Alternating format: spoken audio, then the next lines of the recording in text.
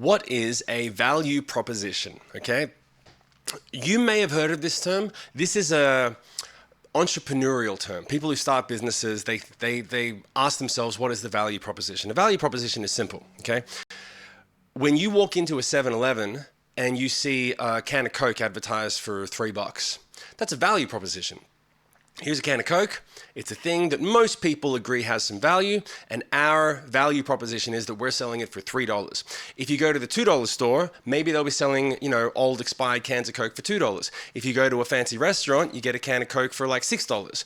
That's the value proposition at that moment. The question is, are you willing to pay this much for that can of Coke? That's the proposition. If you say no, then you reject the value proposition. If you say yes, here's my $3, and then you get that can of Coke, that's the value proposition, and then it's over. You've done the transaction. This is a standard way of thinking when it comes to entrepreneurs who start businesses. They want to sell a product. They want to make a thing and they want to sell it, and they go, well, what problem does this solve? What's the value proposition? Let's say that you find a cure for cancer.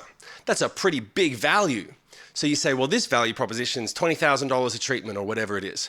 If you make a new toothpaste that doesn't, twinge your teeth, like Sensodyne, for example, low sensitivity toothpaste. Well, that's a good value proposition. That solves a problem for a lot of people. It's not worth $20,000, obviously, right? So these are the way that we weigh things up. The reason that this is important is because how valuable people decide they consider your performance to be dictates how much they will spend.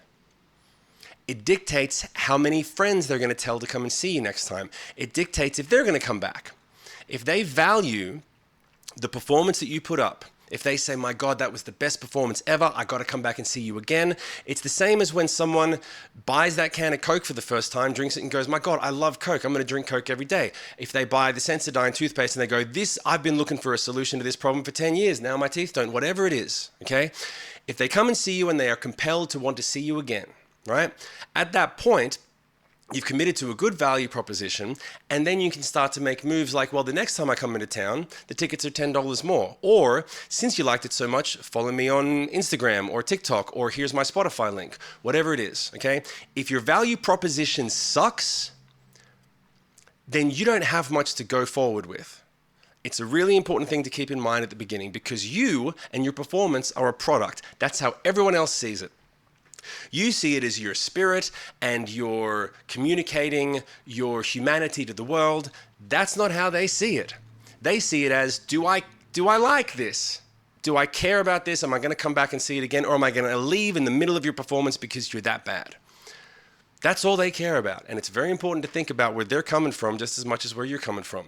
That's a value proposition, because what you are doing with your performance is you are creating a product in real time that people are choosing to consume.